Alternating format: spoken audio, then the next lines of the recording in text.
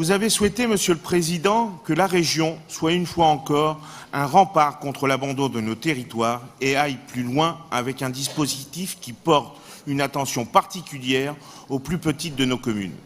À toutes celles qui sont confrontées à ces difficultés de désertification commerciale.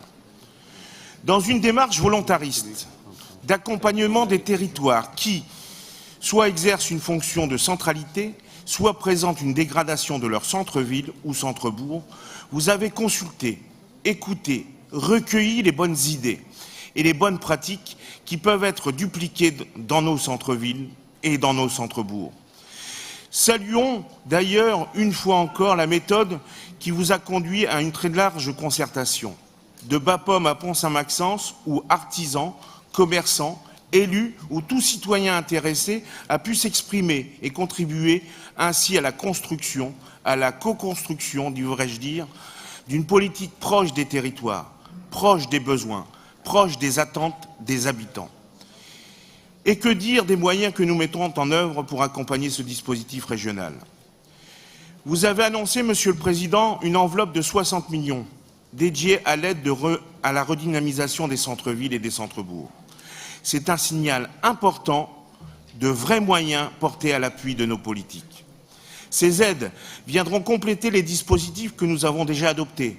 Aide aux commerçants et artisans, par exemple, dans une cohérence visant à la préservation de nos territoires les plus en difficulté, ceux chez lesquels le sentiment d'abandon prédomine parfois. En aidant à la redynamisation des centres-villes et centres-bourgs, nous aiderons les territoires, mais nous aidons aussi le commerce, dont je rappelle, c'est le secteur d'activité qui crée le plus d'emplois en France. Des emplois de proximité, des emplois non localisables, délocalisables. Enfin, parce que nous voulons être cohérents jusqu'au bout de notre démarche, en aidant les communes qui mènent une politique volontariste de soutien aux TPE artisanales et commerces, en innovant et en développant des nouveaux modèles d'organisation de l'offre commerciale, nous conditionnons notre intervention à l'engagement des élus de ne pas favoriser le développement du commerce périphérique.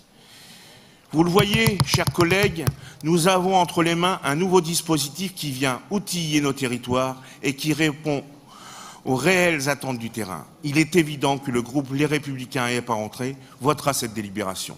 Je vous remercie.